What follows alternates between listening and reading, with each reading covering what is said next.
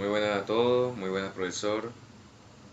Hoy, como pueden ver, tenemos una nueva presentación aquí que se nos permite hoy en día, en la cual vamos a hablar sobre las redes neuronales, junto a mis compañeros Samuel Angulo Mesa, Adrián Sebastián Choperena Tapia y, bueno, mi persona Kevin Santiago Maris Sánchez. Siguiente diapositiva, por favor.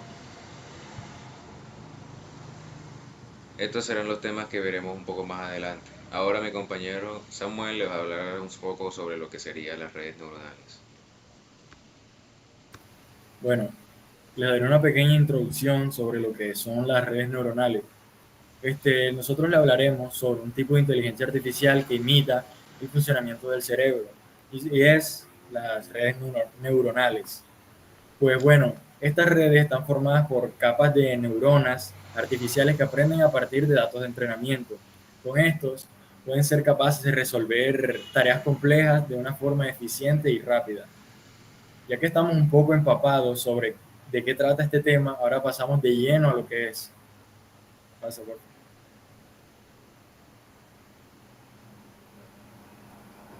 Bueno, las redes neuronales son un tipo de programas o algoritmos de aprendizaje automático que se basan en la estructura y función de las redes neuronales biológicas de los cerebros. Estas redes constan de una serie de nodos que están conectados entre sí y cada uno tiene un umbral y un valor de ponderación asociado.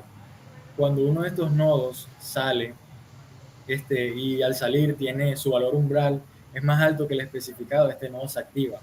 Y al activarse, pues manda señales a la otra capa de la red. Y pues si no, no manda nada.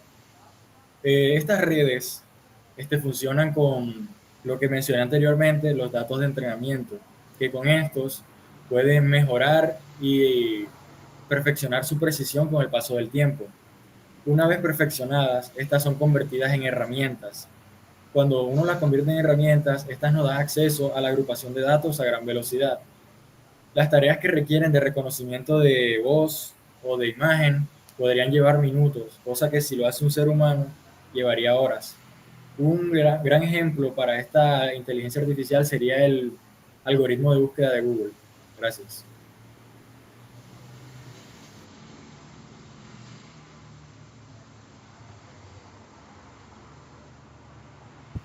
Yo le voy a hablar un poco más acerca de su funcionamiento. Y aquí, como pueden observar en este gráfico, donde los círculos representan a los nodos o a las neuronas, recordemos que su funcionamiento dice que estas constan de capas de nodos o neuronas, donde una es de entrada, hay una o varias ocultas y otra es de salida. Estos nodos, como podemos ver aquí, se conectan entre sí y tienen su propia ponderación y umbral asociado. Si uno de estos nodos al salir, su valor umbral está por encima del especificado, esta se activa y al activarse manda datos a la siguiente capa de la red. Si no, no se manda ningún dato. Como dijo nuestro compañero, estas redes están basadas en datos de entrenamiento, lo que permite que aprendan y mejoren su precisión con el tiempo. También ayuda a reconocer patrones, facilitando y acortando el tiempo de respuesta. Eh, las tareas que tienen que ver con, por ejemplo, con el reconocimiento de voz o de imagen, gracias a estas redes neuronales pueden hacerse prácticamente en segundos. Un claro ejemplo de esto sería la búsqueda del motor de Google.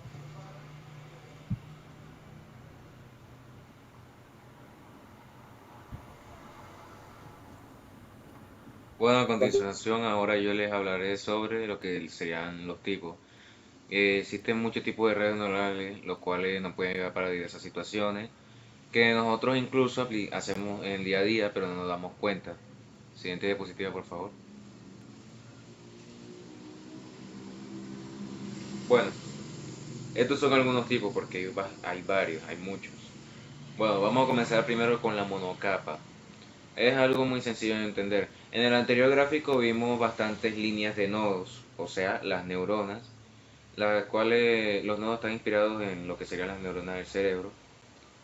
Entonces, en una monocapa solamente habrían datos de entrada, o sea, solamente se insertan los datos y estarían los datos de salida. Ahora, En la monocapa, estos datos de salida, o sea, tú metes los datos y te sale con un resultado, pero no cambia el dato en sí. Ahora, en la multicapa, multicapa es un poco más compleja, pero prácticamente lo mismo, ya que tú lo que haces es agregarle un poco más de capas para que cambie un poco el resultado, pero al final termina siendo el mismo valor, sino que ese valor va cambiando dependiendo de lo que uno quiera. Uno tiene que conocer el resultado que uno quiere obtener.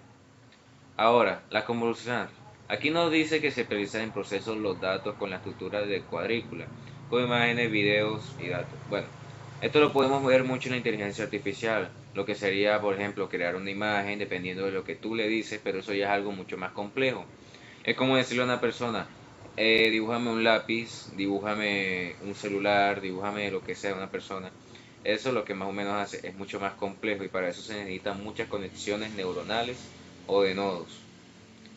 Ahora, en cuanto a la recurrente sería como la memoria, que guarda información y después de un lapso de tiempo la vuelve a buscar, la vuelve a recuperar, dependiendo de la situación.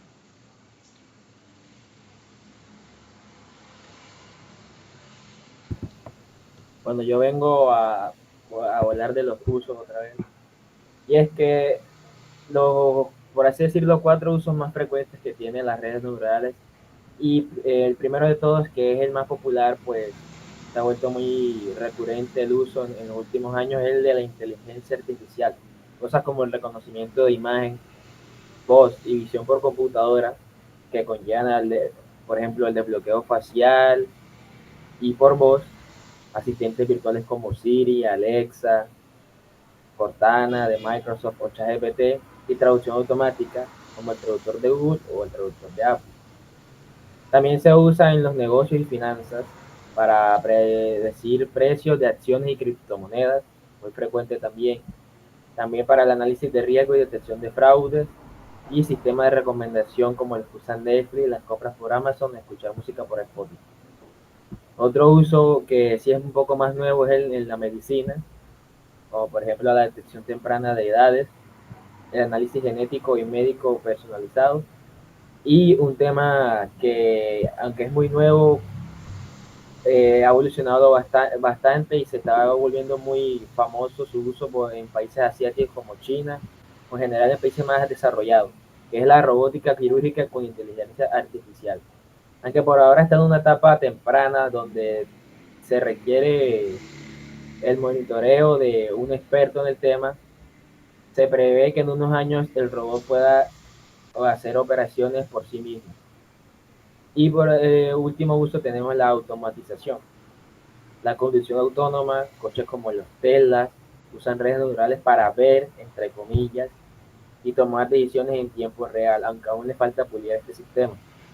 Y el control de calidad en fábrica, etcétera. Pues el uso de las redes neurales se extiende mucho más que esto, pues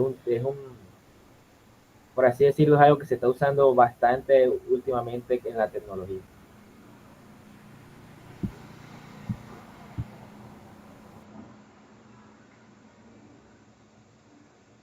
Bueno, ahora, bueno, un dato curioso y es que las redes neurales se tienen que corregir muy constantemente, ya que obviamente no es como que tú hagas una red y todo lo que tú vayas a insertar te vaya a salir con el resultado que tú esperas. Y eso es algo que a veces las personas tienen que tomar muy en cuenta cuando hacen una red neuronal.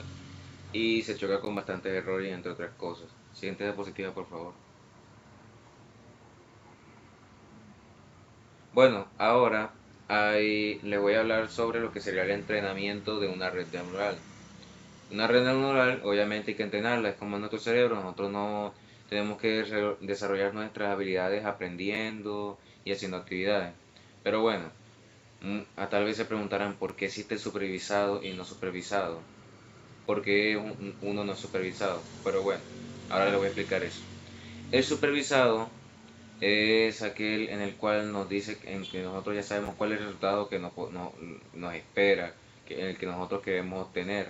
Bueno, este tipo de aprendizaje se aplica cuando se conoce el resultado deseado, lo que permite ajustar el modelo. Es muy común en lo que sería en la clasificación de imágenes y audio.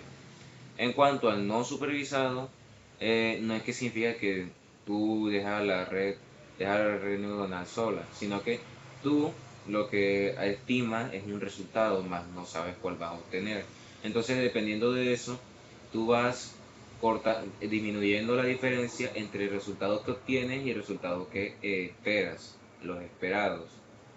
Y se aplica mucho para lo que sería lo que modelos estadísticos y de lenguaje. Muchas gracias por su atención. Tengan un lindo día.